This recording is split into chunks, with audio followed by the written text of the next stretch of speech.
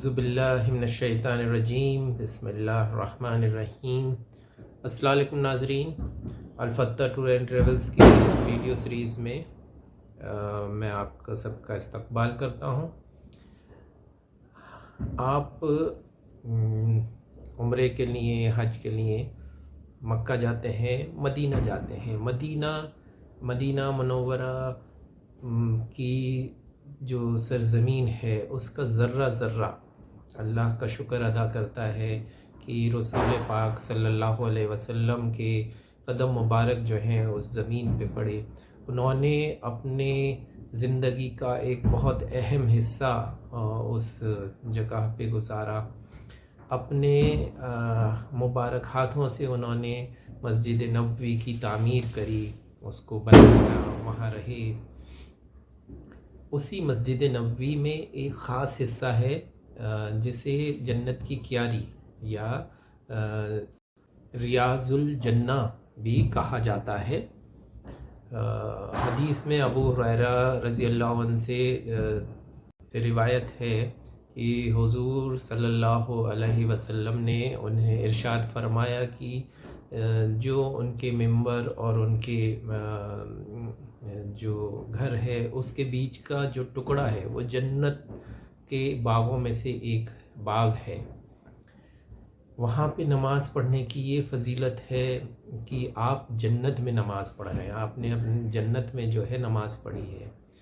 تو اسی ریاض الجنہ، اس جنت کی کیاری میں کچھ ستون ہیں، کچھ پلرز ہیں جن کے بارے میں آج ہم آپ کو بتائیں گے۔ ان کی کیا ہسٹوریکل سگنیفیکنس ہے، کیا اس کی فضیلت ہے، کیا کس واقعے سے وہ جڑے ہوئے ہیں، وہ آج ہم آپ کو بتائیں گے۔ ریاض الجنہ کی ڈائمنشن جو ہے 22 میٹر لمبا اور 15 میٹر چوڑا ہے، اور اس میں 8 جو ہے ستون ہیں۔ یہ 8 ستون جو ہیں، اور بھی وہاں پہ پلرز ہیں، اور بھی ستون ہیں، لیکن ان میں جو ہے باقی ستونوں سے الگ ان کی سگنیفیکنس ہے۔ اور ان ستونوں کو جو ہے سنگ مرمر اور اس کو مینہ کاری سے، اور ان پہ عربی میں جو ہے ان کے نام لکھے ہوئے ہیں، تو باقی ستونوں سے ان کو نمایاں کیا گیا ہوا ہے۔ سب سے پہلا جو سب سے خاص ستون ہے وہ ستون حنانہ، اس کے بارے میں آپ کو اس کی تفصیل بتاتے ہیں۔ جب کسی چھوٹے بچے کو دودھ پیتا چھوٹا بچہ جو ہوتا ہے انفینٹ، اس کو اپنی ماں سے جدا کر دیا جائے تو وہ جس طرح سے روتا ہے، بلکتا ہے اپنی ماں کے لیے، اس کو عربی میں حنانہ بولتے ہیں۔ اس جگہ، اس ستون کا بھی اس ایک واقعہ ہے جس کی وجہ سے اس کو ستون حنانہ کا نام دیا گیا ہے۔ جب یہ مسجد نبوی بنی تھی اور تب وہاں پہ کئی سارے درخت تھے، تو ایک درخت کے سے ٹیک لگا کے آپ رسول اللہ صلی اللہ علیہ وسلم خطبہ دیا کرتے تھے۔ اس کو پکڑ کے، اس کے تنے کو، اس سے ٹیک لگا کے لوگوں کو خطبہ دیا کرتے تھے۔ تب تک آپ وہاں کوئی ممبر نہیں بنا تھا جس پہ بیٹھ کے آپ خطبہ دے سکیں۔ آپ جو ہے اسی روز جو ہے اسی پیڑ کو پکڑ کے جو ہے یا اس سے ٹیک لگا کے خطبہ دیتے تھے۔ پھر اس دوران جو ہے کسی ایک بڑھئی نے جو ہے وہاں پہ آپ کے لیے ایک لکڑی کا جو ہے ممبر بنایا، تو آپ پھر اس کو چھوڑ کے جو ہے اس ممبر پہ بیٹھ کے جو ہے پھر آپ وہ خطبہ دینے لگے۔ جب یہ ہوا تو یہ جو درخت تھا وہ اس طرح سے رونے لگا جیسے چھوٹے بچے سے اس کی ماں کو جدا کر دیا جائے، تو اس طرح سے وہاں پہ رونے کی، بلخنے کی آوازیں آنی شروع ہو گئیں۔ تو وہ بہت مطلب بلخ کے وہ پیڑ رو رہا تھا کہ آپ نے اس کو چھوڑ کے جو ہے اس ممبر کو جو ہے پہ جو آپ خطبہ دینا شروع کر دیا، تو اس وجہ سے وہ بہت بلکھا، مطلب چیخنے رونے کی آوازیں آ رہی تھیں مسجد سے۔ تو حضور نے جب یہ دیکھا، سنا، تو وہ اس پیڑ کے پاس گئے، اس کے اوپر جو ہے تنے پہ اپنا شفقت کا ہاتھ رکھا اور اس کو دلاسا دی، اس کو چپ کرایا، اسے گلے لگایا جب تک کہ وہ رونا اس کا چپ نہیں ہو گیا۔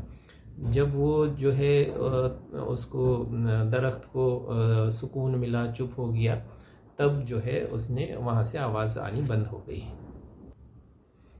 آپ نے اس درخت سے فرمایا کہ جنت میں قیامت کے بعد جو ہے تو میرے ساتھ جنت میں داخل ہوگا۔ اس دلاسے کے بعد وہ درخت جو ہے کھجور کا درخت نے رونا چلانا بند کر دیا، اور اس کے بعد کچھ عرصے بعد جب وہ درخت کا پیڑ خشک ہو گیا تب جو ہے اس کو اسی جگہ پہ دفن کر دیا گیا، اور اس جگہ پہ یہ ستون کھڑا کیا گیا جس کو اب جو ہے ستون حنانہ کہا جاتا ہے۔ اس پہ عربی میں لکھا بھی ہوا ہے، یہ اس کا واقعہ ہے۔ اور اس کے بارے میں حضور کا یہ بیان بھی ہے کہ اگر میں اس درخت کو دلاسا نہ دیتا تو یہ قیامت تک اسی طرح روتا رہتا اور آوازاری کرتا رہتا۔ اس کے بعد اگر ہم آگے چلیں تو ایک تیسرا نمبر کا جو پلر ہے، جو ستون ہے، اسے ستون عائشہ کہا جاتا ہے۔ حضور صلی اللہ علیہ وسلم نے اپنی زندگی میں یہ بتایا تھا کہ مسجد نبوی میں ایک جگہ ایسی ہے جس پہ نماز پڑھنے کی اتنی فضیلت ہے، ایک اتنا اس کا خاصیت ہے کہ اگر میں اس کی خاصیت بیان کر دوں تو لوگ جو ہیں وہاں پہ لائن لگا کے جو ہے اپنی باری کا اس جگہ پہ نماز پڑھنے کے لیے لمبی لمبی قطاریں لگا کے جو ہے وہاں پہ اپنی باری کا انتظار کریں گے، وہاں پہ قرعہ اندازی کریں گے، لاٹری سسٹم جو ہے وہاں پہ ہوگا کہ کون وہاں پہ نماز پڑھے گا، مگر انہوں نے اس جگہ کو جو ہے بتایا نہیں کہ وہ نشاندہی نہیں کری کہ وہ کون سی جگہ ہے۔ حضور نے اپنی زندگی میں اس جگہ کا نشاندہی نہیں کری، مگر ان کی وصال کے بعد حضرت عائشہ رضی اللہ عنہ سے جو ہے صحابہ اکرام نے اس جگہ کی نشاندہی کی درخواست کری، لیکن انہوں نے نہیں بتائی۔ مگر کچھ عرصہ گزرنے کے بعد حضرت عبداللہ بن زبیر کے اصرار پہ جو ہے حضور حضرت عائشہ رضی اللہ عنہ نے اس جگہ کی نشاندہی کری۔ اس پہ جو ہے حضرت عمر، حضرت ابو بکر رضی اللہ عنہ جو ہے نماز ادا کیا کرتے تھے۔ اس جگہ پہ پھر یہ ستون کھڑا کیا گیا جسے ستون عائشہ کا نام دیا گیا۔ اس کے بعد ایک اور ستون ہے خاص جسے ستون توبہ یا ستون ابی لبابہ بھی کہا جاتا ہے۔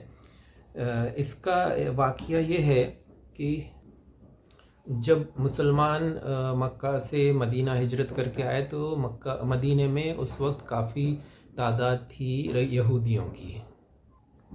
جب مسلمان وہاں پہنچے اور یہودیوں کے ساتھ ان کا معاہدہ ایک قرار کیا گیا، مگر کچھ یہودیوں نے جو ہے اس معاہدے کی جو پابندیاں تھیں ان کو توڑ دیا، ان کا قرار کو توڑ دیا تھا۔ تو اللہ کی طرف سے حکم نازل ہوا کہ ان یہودیوں کو جنہوں نے اس معاہدے کو توڑا ہے ان کو قتل کر دیا جائے۔ تو جو حضرت ابی لبابہ تھے تو وہ پرانے رہائشی تھے مدینہ کے، انہوں نے جو ہے ان یہودیوں کو جو ہے اس کو پہلے ہی آگاہ کر دیا، اشارہ کر کے کہ تمہیں جو ہے مار دیا جائے گا تو وہ وہاں سے فرار ہو جائیں۔ تو اس طرح سے انہوں نے، لیکن پھر جب انہیں یہ پتہ لگا کہ میں نے خدا کے حکم کی اور حضور کی جو ہے حکم کی جو ہے غلطی کا انہیں احساس ہو گیا کہ انہیں ایسا نہیں کرنا چاہیے تھا، تو انہوں نے ایک کھجور کے درخت کے ساتھ جو مسجد میں موجود تھے کئی سارے درخت، تو اس درخت کے ساتھ اپنے آپ کو رسیوں سے باندھ لیا اور یہ کہا کہ جب تک اللہ جو ہے مجھے میری توبہ قبول نہیں کر لے گا، مجھے معاف نہیں کر دے گا، میں اپنی رسیاں نہیں کھولوں گا، یہاں سے نہیں نکلوں گا۔ بہت سے صحابہ اکرام نے حضور صلی اللہ علیہ وسلم سے درخواست کی کہ ابی لبابہ کی معافی کے لیے اللہ سے درخواست کریں، اللہ کے سے ان کے لیے دعا کریں کہ اللہ ان کو معاف کر دے، مگر حضور نے کہا کہ اگر یہ اپنے آپ کو رسیوں سے باندھنے سے پہلے اگر یہ مجھے بتاتے، مجھ سے کرتے تو میں دعا کرتا۔ اب یہ ابی لبابہ اور اللہ کے درمیان کا مسئلہ ہے، اللہ جب انہیں معاف کرے گا یا اللہ ان کو معافی دے گا تبھی یہ ہوگا، اب میں اس میں نہیں دعا کر سکتا۔ اس دوران ابی لبابہ اپنے آپ کو رسیوں سے باندھے رکھتے، ان کی بیوی اور ان کی بیٹی آتے، ان کو نماز اور باقی حاجات کے وقت جو ہے کھول دیتے، وہ نماز پڑھتے، پھر ان کو وہ واپس آتے، پھر ان کو وہ اپنے آپ کو بندھوا لیتے تھے رسی۔ ایک دن حضرت صلی اللہ علیہ وسلم رسول اللہ جو ہے حضرت ام سلمہ رضی اللہ عنہ کے یہاں قیام تھے، اور تہجد کا وقت تھا کہ حضرت جبرائیل علیہ السلام وہاں تشریف لائے اور ان کو حضور صلی اللہ علیہ وسلم کو یہ بتایا کہ اللہ نے حضرت ابی لبابہ کی غلطی معاف کر لی ہے، ان کی توبہ قبول کر لی ہے۔ اور تو حضور صلی اللہ علیہ وسلم نے صحابہ کو یہ خوشخبری دی۔ صحابہ اکرام جو ہے حضرت ابی لبابہ رضی اللہ عنہ کے پاس گئے، ان کو یہ بتایا کہ اللہ نے تمہاری توبہ قبول کر لی ہے، اب تم اپنے آپ کو رسیوں سے آزاد کر سکتے ہو۔ لیکن انہوں نے کہا کہ نہیں، رسول اللہ صلی اللہ علیہ وسلم جب اپنے پاک ہاتھوں سے مجھے ان رسیوں سے آزاد کریں گے تبھی میں یہاں سے نکلوں گا۔ تو حضور صلی اللہ علیہ وسلم جب فجر نماز کے لیے مسجد میں آئے، تب اپنے دست مبارک سے انہوں نے ابی لبابہ کو رسیاں کھولیں اور ان کو آزاد کرایا۔ اس درخت کی جگہ پہ، جس درخت سے انہوں نے اپنے آپ کو باندھا تھا، اس درخت کی جگہ پہ یہ ستون موجود ہے، جس کا نام ستون توبہ یا ستون ابی لبابہ ہے۔ جو زائرین ہیں وہ اس جگہ پہ، اس ستون کے پاس جو ہے نماز پڑھنا اور توبہ کرنا اور استغفار کی دعا کرنے کی کو بہت اس کی ترجیح دیتے ہیں، بہت اس کی فضیلت مانتے ہیں۔ اس کے بعد ستون سریر ہے، سریر کہتے ہیں سونے کی جگہ کو۔ تو حضور صلی اللہ علیہ وسلم جو ہے اس جگہ پہ جو ہے جہاں ستون سریر ہے، یہاں پہ جو ہے اپنا اعتکاف فرماتے تھے۔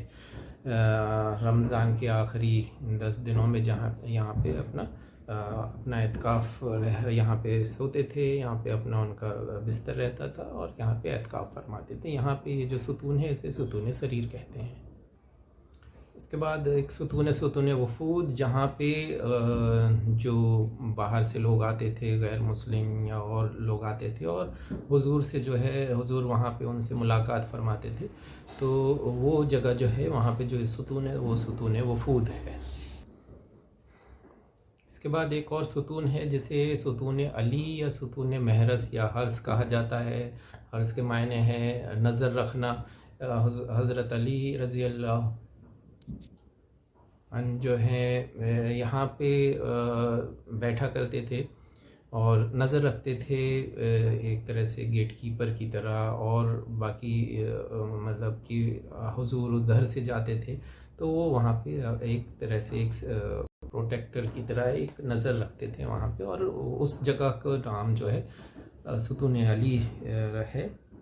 اس کے بعد ستون جبریل ہے، جو اس وقت جو ہے روزہ حضور کے روزے کے اندر آتا ہے، اب وہ دکھائی نہیں دیتا ہے۔ ستون جبریل ہے جہاں پہ جبریل علیہ السلام آتے تھے حضرت حضور صلی اللہ علیہ وسلم سے ملنے، مخاطب ہونے۔ اس کے بعد ایک اور ستون ہے، 8واں ستون، ستون تہجد، جہاں پہ حضور صلی اللہ علیہ وسلم رات میں تہجد نماز ادا کیا کرتے تھے۔ وہاں پہ ان کا الگ سے ایک جگہ تھی جہاں پہ وہ رات میں آتے تھے، جب سب چلے جاتے تھے، اکیلے ہوتے تھے، وہاں آ کے وہاں پہ تہجد کی نماز ادا کیا کرتے تھے۔ وہاں پہ ایک ستون بنا ہوا ہے جسے ستون تہجد کہا جاتا ہے۔ یہ بھی اب جو ہے اب جو جگہ ہے وہاں پہ ابھی وہ دکھائی نہیں دے گا، کیونکہ وہ حضور کے روزے مبارک کے اندر ہے۔